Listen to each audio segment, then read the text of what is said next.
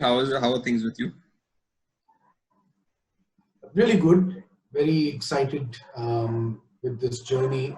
Started off in 2020 to be on my own, and never anticipated it's going to be a year where I would start off thinking to reset suddenly with COVID coming in. So that was really interesting to know that it is a year of great things as such. It has every adversity has some opportunity as well. So looking forward to make the most of it.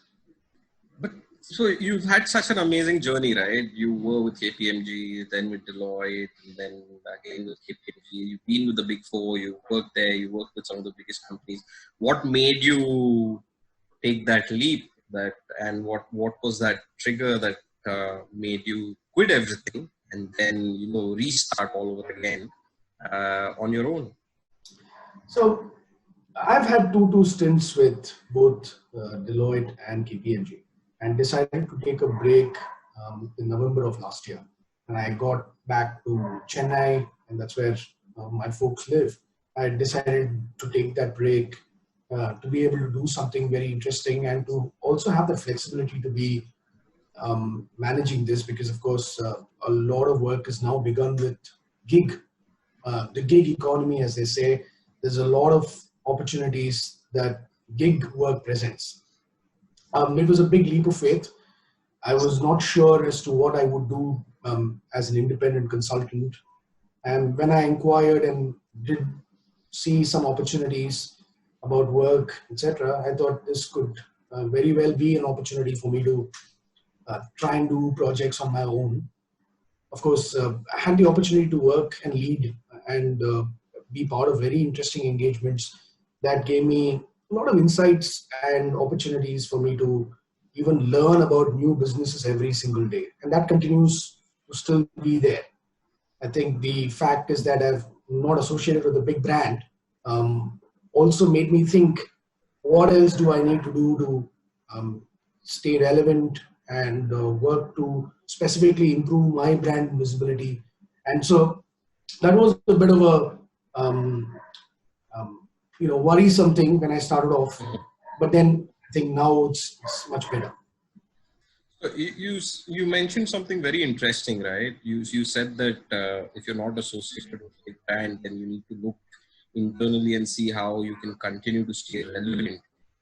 What, according to you, are some of the things that people who are starting off on their own and people who are maybe doing something innovative, something different? What does today's post-pandemic era require you to be on top of? I think knowing where exactly your strengths lie and to be able to work or configure things around you to make sure that even in the absence of a big brand, there could be things that come together is a very interesting part. And I think people who are going to be looking to start off on their own, I think this is a very interesting opportunity, because when I was surprised when I actually got out and saw that the majority of what we have around us is unorganized work. Organized work is just about a portion of the entire bits of what we have, so to speak. Unorganized work, such as gig work or projects, is pretty much how the rest of India Incorporated and the rest of the world operates. So I think for anyone who's starting off, there could be tremendous opportunities, and I think this could also lead to believing in yourself and working with a certain amount of confidence and also taking the leap of faith, I think. Great. What, according to you, are you've been there in the market for some time. What are few of the trends that you have seen especially in the HR space, which you see shaping up the future now? HR has become a technology-driven organization. Gone are the days that we could sit and say, hey, this is still a people-driven function where a lot of physical interactions happen. Now, given COVID, there's a lot of emphasis on digital tools and technologies which are helping pave way to manage things remotely and virtually. And so HR has been, I mean, if you were to look at how the adoption curve of technology for some of these enabling functions, which is HR, IT, finance, has been a little slow.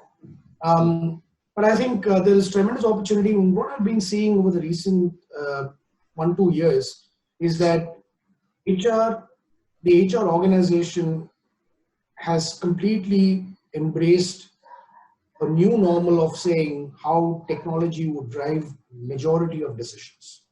And I think that is a big, big driver.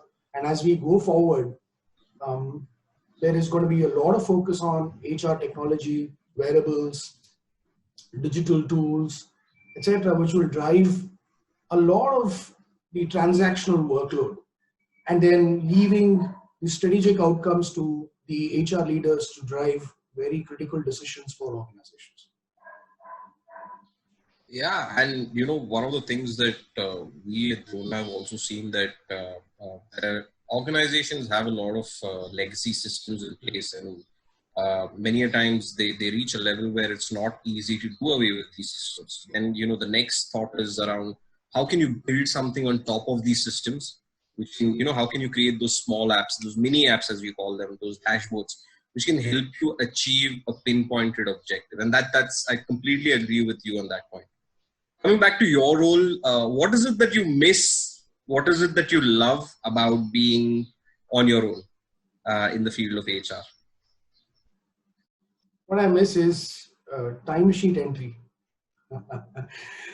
There used to be reminders every Monday to say, if you've not filled in timesheets, then it's going to cost your life, literally. So I miss timesheets.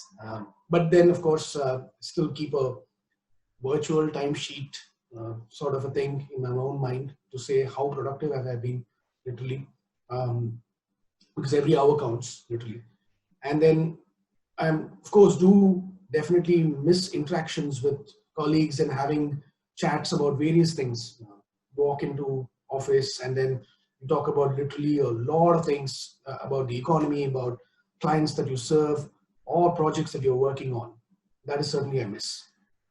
And what I think it's what I enjoy is also, it's very different from what I've experienced. I've not had a chance to be on my own, and so it's been a very interesting journey. I cannot say that I'm so used to this. It's been about, I can't even believe it's almost about a year, and very exciting times, really. But I think time will tell if this is going to continue. But I'm looking forward to doing more work alone, and this is also an interesting phase. I think this has been very interesting for me as an individual. So I think I will miss office, but I'm getting used to working with my own self. What was the most difficult thing when you first started out on your own, and how did you overcome that? Yeah, so the most challenging one, I would say, has been to come to terms with your own self that you could do this. It's not so easy, really. So when I spoke to some of my clients, they said it's a big jump, Arvind. So it's going to be a roller coaster ride. And so I had to really find ways to put a version onto for my chart paper, and started to write out what all new things that I could literally try and work on that will give me that level of confidence that I have done something meaningful. And I think that was a very interesting exercise that I did. And of course, it was a bit of a challenge, obviously. I did get a couple of gig projects to begin with, and that some cushion to begin with. Also thought about how I would be able to work with my past experiences, and that really helped when I sat down to introspect to how will I look to grow. Very interesting, Arvind. For all those people who are out there, right, in the field of HR, today, what would be what is going to be critical going forward for them, or what are some of the things that they will need to start doing, which they have typically stayed away from? So many occasions when I speak to HR professionals, their understanding of HR is very strong. Their understanding of businesses is not fully there. That is exactly why sometimes HR gets very inward focused about HR solutions. I know HR is a very complex subject. It's a very complex subject. It's not like machinery. It's not like finance. It's not like IT, where you think and then you command and code and then things will work in your favor. HR is a very difficult profession. And so know-how of the HR function and subject matter expertise in specific areas within HR is a core skill. But more importantly, starting off to understand the business is very crucial in my mind, in my opinion, to think of how to drive success for the business. And I think if that alignment can be quickly bridged, HR would be able to easily catch up and drive from the front seat. Otherwise, it's not going to be an organization that it's typically seen as an enabling function, sometimes a cost center. But HR is definitely a profit center. And if HR professionals fundamentally believe this is a profit center, this is possible. And of course, technology is a very, very strong driver. And right now we are living in a day and age where without business know-how, without HR know-how, and without technology know-how, I think no matter which profession one belongs to, these three are fundamental and it's given. I think it will be very interesting to see as to how HR will evolve. But the traditional models are slowly dying out. New age thinking is coming up, and that's COVID is another big change agent. So I think with all of it coming together, there is going to be huge opportunities for HR professionals around the world. I was on mute. There's so many articles being written today about what the organizations need to do for their employees, especially in these COVID times. But very less has been spoken about what is it that the employees need to start doing for their organizations as well, because at the end of the day, it's a two-way street. You spoke some bit about staying relevant at an individual level, about knowing the business, etc. But do you see anything else in that area that maybe the employees all over the world, or most of the organizations, need to start doing more of?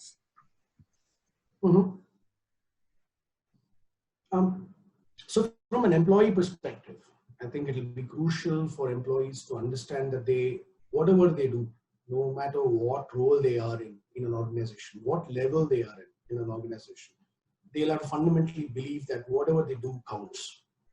And often businesses go through lots of ups and downs. And it's very easy for employees to say, hey, you know what, I tried, the organization did not help me, or my own performance manager did not help me. So it's easy to go out and rant, or even go out, and there are enough and more platforms these days to go out and really make you and cry about it. I think employees need to fundamentally believe that they can make a big difference as an individual. And I think if that fundamental belief is there, a lot more can be accomplished. Often I see there is a certain sense of helplessness that comes in. And I mean, rightfully so, given the uncertainty that we are facing in 2020. So far we used the words VUCA, VUCA world, without knowing what VUCA was. But in 2020, we definitely had we got a first class ticket to see that and experience it. And I think having said this, I think it's important for leaders, individuals to believe that they are leaders and act like one and take control and drive the organization.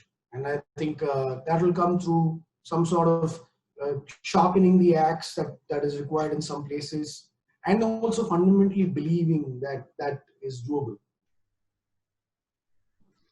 Very well put, Arvind.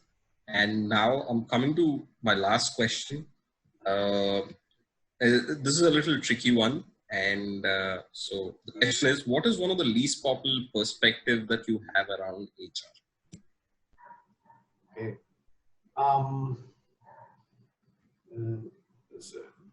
I think this, with the usage of technology and a lot of it, it may be contradicting what I'd said earlier about embracing technology, but I think that touch is also important. I'm seeing that HR professionals are ultimately managing employee codes and not employees. And I think I would call it as my least popular idea because I think it's important to manage employees and not employee codes. If we start to see employees as employee codes and see it to be another data point, we are not really driving true value. So it's important for HR leaders to believe that what they do has a huge impact on somebody's career and families in turn. So we need to fundamentally believe that it's not just another employee code that we are managing, but we are really managing employees. Many occasions I've seen HR professionals not even bother to interact with employees. And while I know it's a very tough profession and we fundamentally know it is a very challenging profession, because if you walk into any factory and you see machines will not change and they are innate. But when you walk into an organization with people, they interact with you on a daily basis very differently. So it's even more challenging to control and manage. But at the same time, I think if we can fundamentally believe that we're managing employees, a lot of these things will get addressed. I think HR professionals also need to be very clearly paving ways for the organizational leaders, the other leaders from the strategy side, from the operations side, from the business side, to work with them closely. So that will come in fundamentally when HR also takes an active part in knowing about the business. And I think these two would definitely be my two areas that I can say pretty unpopular, but I think if it can be worked around, I'm sure there'll be lots more for the HR organization and leaders that will be looking to step into HR. Well, this has been a great conversation, Arvind. I can see all the elements that you've spoken about, at some point weaving into each other, about HR trying to stay more relevant by knowing more about the business, leveraging technology, looking at employees more than employee codes. It creates for an entire story that I think so as HR, we need to start taking that piece forward. It's going to be even more difficult in these COVID times to have that kind of connect that we aspired for before when everything was normal. So it's going to be a challenging thing. There has been a lot that has been spoken about how the post-pandemic world will look like. But this has been a great conversation. Thank you so much for your time. And we wish you an amazing journey that you have embarked on. Until we meet again, I hope we can call you for more such conversations to talk about the future of HR. Sure. Thank you so much for giving us. Thank you so much, Aneesh.